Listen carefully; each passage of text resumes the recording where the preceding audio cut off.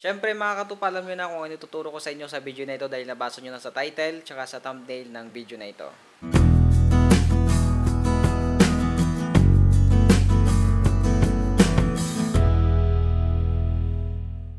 Kumusta mga katupa? Isang panibagong video na naman ang inyong nakikita.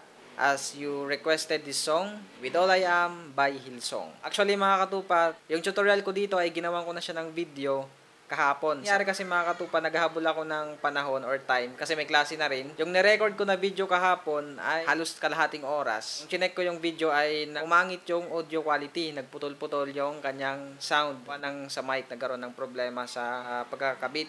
Wala akong magawa kundi ulitin yung tutorial na to. And pinalitan ko na yung mic, nakakonect pa rin to sa ating cellphone. Yung condenser na yung ginamit ko imbis na yung USB na ginagamit ko lagi. But anyway, ito na ulit yung tutorial ng With All I Am by Hillsong. Ayan mga katupa, yung key na original na ginamit dito sa kantang ito ay nasa key of D. So, sa tutorial na ito, ang gagawin ko o yung ituturo ko sa inyo, gagamit tayo ng kapo sa first fret. So, pwede naman kayo hindi maglagay.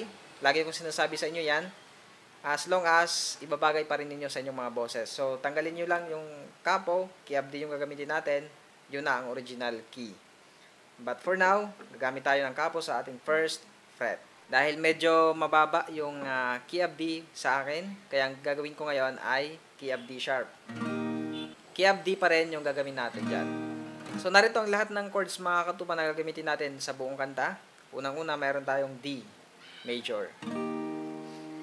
Gagamit din tayo dyan ng A major. Then gagamit tayo ng B minor.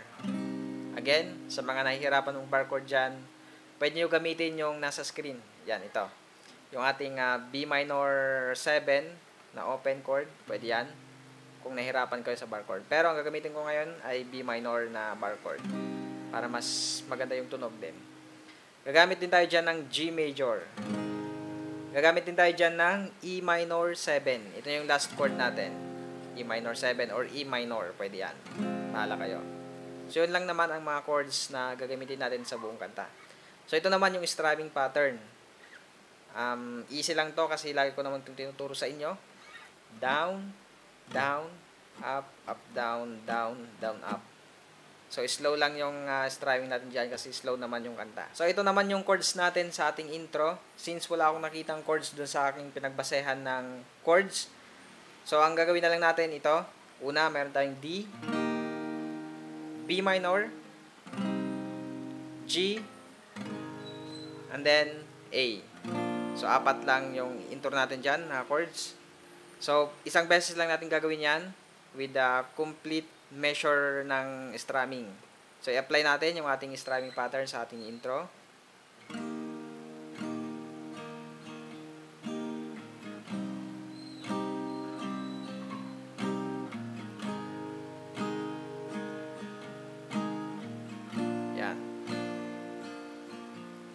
So, tandaan nyo lang dun sa may huling part ng down up, yun ang pagbuelo natin sa paglilipat ng another chord. So, ngayon, punta naman tayo dun sa ating magiging chords ng verse natin. And then, papasok tayo doon, tapos turo ko sa inyo kung paano gagawin. Pero bago yan, baka bago ka pa lang sa channel na ito, baka gusto mo na maabangan yung mga susunod kong tutorials na kagaya nito. So, pindutin mo lang yung subscribe button na nasa baba at yung bell notification, pindutin mo. Tsaka yung all para siguradong ma-update ka kapag nag-upload ako ng mga bagong videos sa channel na ito. Don't forget also mga katupa na i-like nyo yung video na ito. At kung may request din kayo na kanta, mamaya mag-comment kayo. Mamaya na kayo mag-comment pagkatapos ng video na ito. Comment lang kayo sa mga gagawa natin ng tutorials. So ayun, continue tayo mga katupa sa ating verse. So natapos tayo dun sa may A ng intro. Sa A. Yan. Then pupunta ng D. Yan, makita nyo yung chords sa may screen. Bumasi kayo dyan. Then, tingnan nyo yung ginagawa ko dito. Okay, tayo.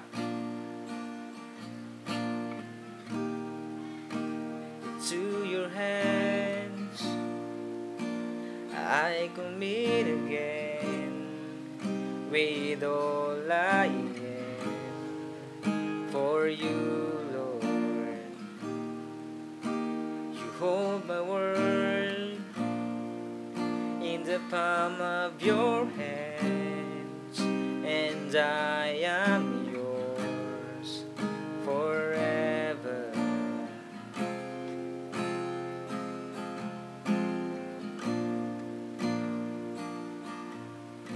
Stop muna tayo dyan. So, pagdating natin ng verse, pupunta ng D. Hindi muna papasok ng lyrics dyan. Doon na sa may pag-up. Ayan. Into your hands. Then, punta ng A. Doon din sa may up. I commit again. B minor. With all I am. G. For you, Lord. Then, hindi kumpleto yung sa A. Diretso agad ng D. Then, repeat. Kanina. Hold my world in the palm. Paras lang yung pattern. And I am yours forever. Then, hindi kompleto din sa may A. Forever. Dalawang down lang. Then, punta agad ng E minor. Kompleto dyan. Then, A. Jesus, I believe. Then, chorus na dyan. So, pagpasok naman ng chorus, dun na sa may, diba nasa A tayo nun, pagkatapos ng E minor, tapos punta ng A. Dun din sa may pag-up, papasok na agad dun ang lyrics ng chorus. Jesus, I believe. Then, D. And you, kompleto yung strumming nila. Then, again, believe in you. This G. Jesus, I belong. Same pattern. To you. Then, you're the reason that I live. The reason that I sing. With all I am. So, ayan, dun sa may you're the reason that I live. Pumunta dun ng E minor. Live. The reason that I sing.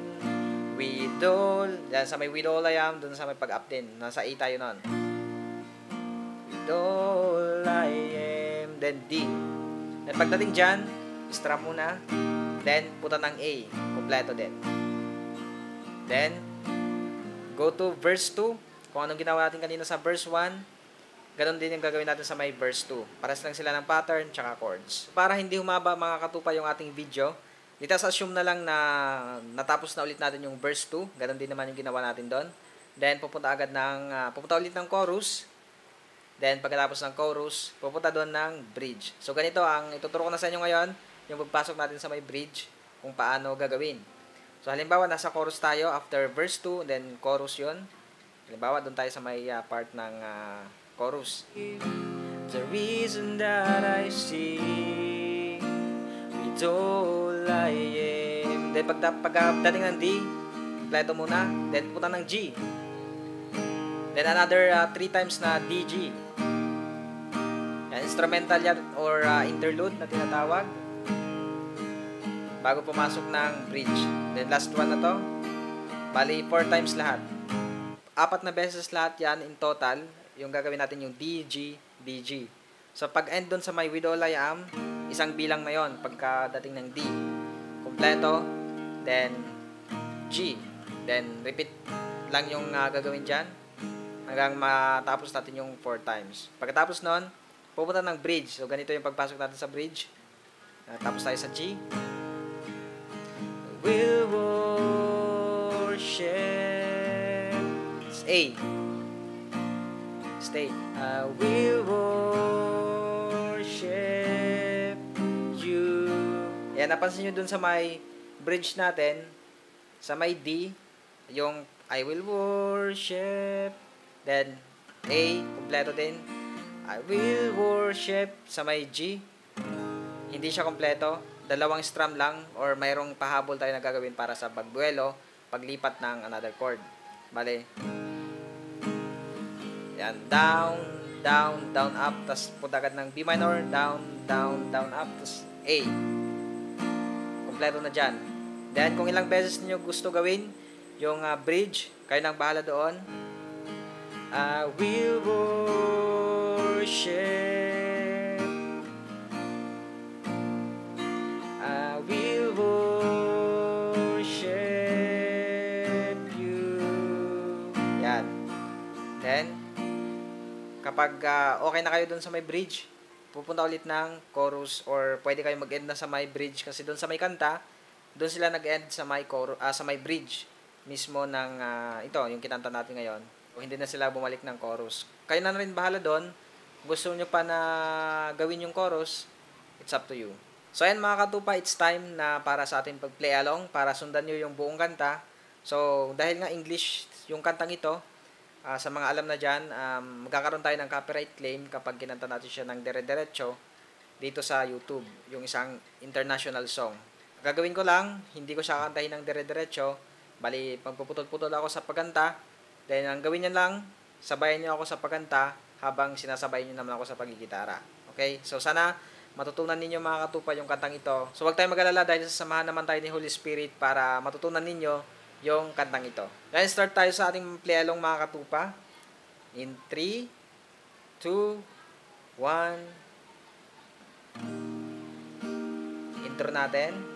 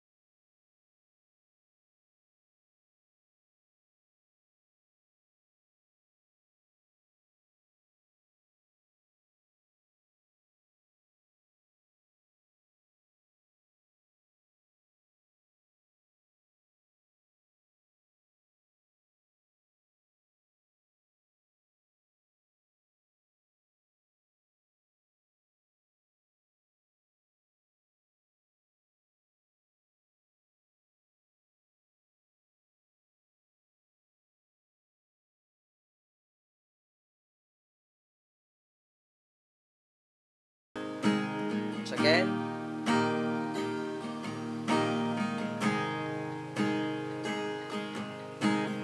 3,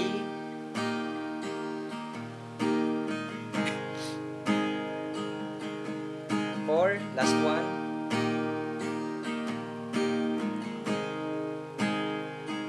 I will worship. I will worship you. I will worship. I will worship you. I will worship.